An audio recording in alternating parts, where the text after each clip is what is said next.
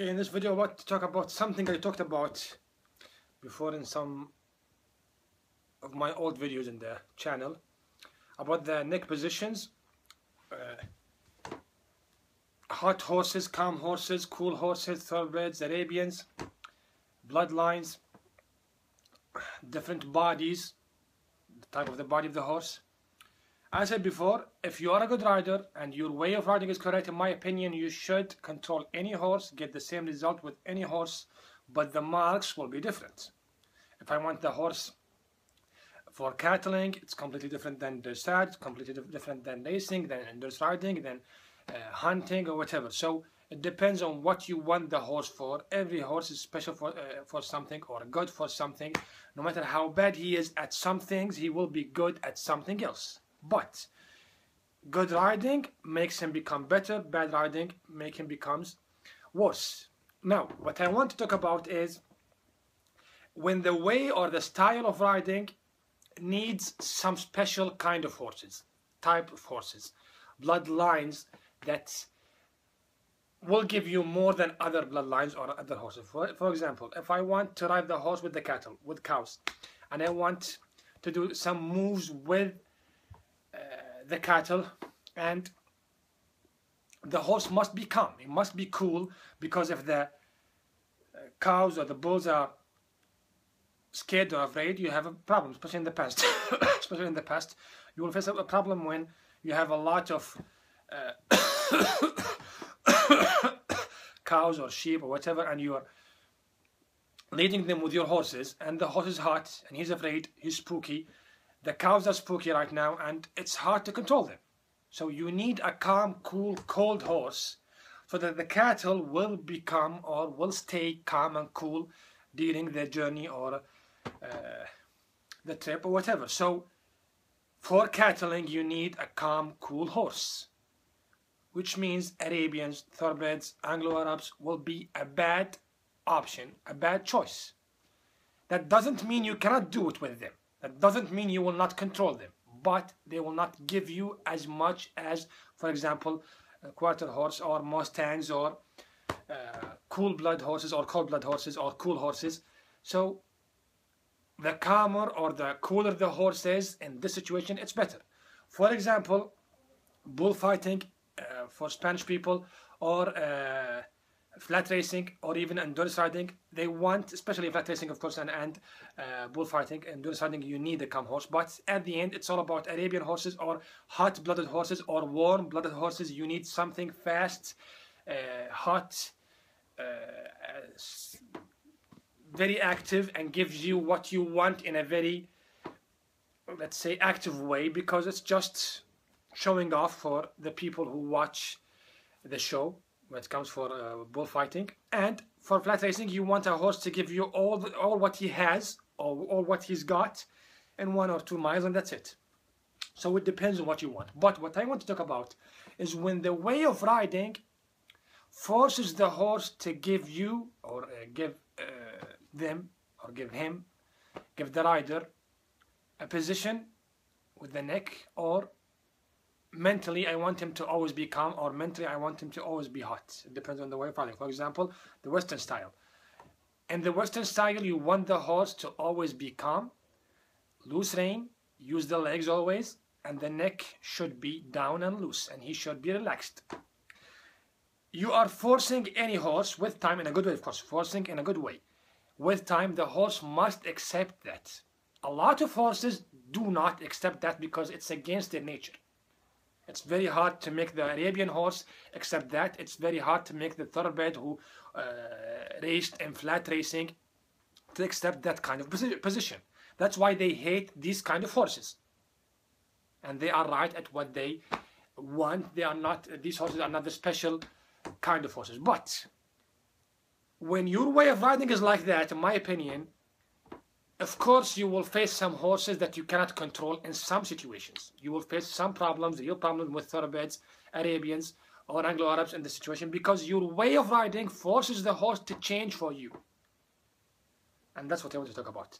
Bruce Lee once said in an interview about Kung Fu and Jeet Kune Do and other martial art schools, he said be like water, my friend. When you put water in the glass, it becomes the glass. You put water in a bowl, it becomes the bowl. You put water in a, let's say, dish, it becomes a dish. So the water changes with the shape of the thing that you put the water in. These ways of riding want the horse to be the water, and they want to be the glass. So they want the horse to take their shape, which means a lot of horses will refuse to take your shape. In my way of riding, in the natural way of riding, in my opinion, you should be the water and you take the horse's shape. If that horse is a glass, I become a glass. If that horse is a dish, I become a dish. If that horse is a bowl, I become a bowl. If that horse is, let's say, a bucket, I become a bucket. So if he's a bottle, I become a bottle. So I change with the horse, mentally and physically.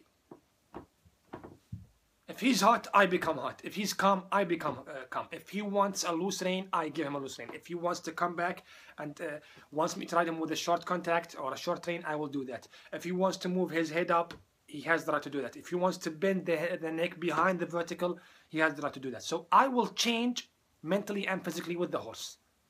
So be like water, my friend. You put water in the glass, it becomes the glass. You put water in a bottle, it becomes the bottle. You put water in a bucket, it becomes the bucket. In my situation, I want to be the water, and horses are these objects. So I change depending on the horse. In so many ways of riding, even good ones, they want the horse to become the water. And in that case, a lot of horses will refuse to become the water, will refuse to give you exactly what you want mentally and physically without facing real problems. So that's an important issue in my opinion, which is a fact that you can see with your own eyes. Any horse that they say is bad or not good, ask them why. They have a good point, of course, but usually that horse who's bad is hard to control in their way of riding. The bottom line, that horse kicked their ass. So when someone hates a horse, when someone hates a horse that kicked his ass, it's normal to hate a horse who kicked your ass. That doesn't make the horse bad. That makes your way of riding suck. Depends on the way of riding, of course, but that's my opinion about the differences between styles and schools of riding. If you change with the horse, you will never face a bloodline, a type of horse that can cause a lot of problems, real problems for you. Different marks, okay. Every horse is good at something, of course, but I will get the same result. But when I totally control a Mustang, for example, and I totally lose control with an Arabian or thoroughbred or the opposite, that's a problem. In the way of riding, in the style, not the horse. But again, people will never admit that, and they blame the horse, they blame the equipment when they should blame themselves and blame or compliment themselves. Do not blame or compliment the horse, blame or compliment the rider. The same goes for the equipments or the tools, and that's a fact because the same horse with the same equipment with a different rider, a better rider, he got a better result than me.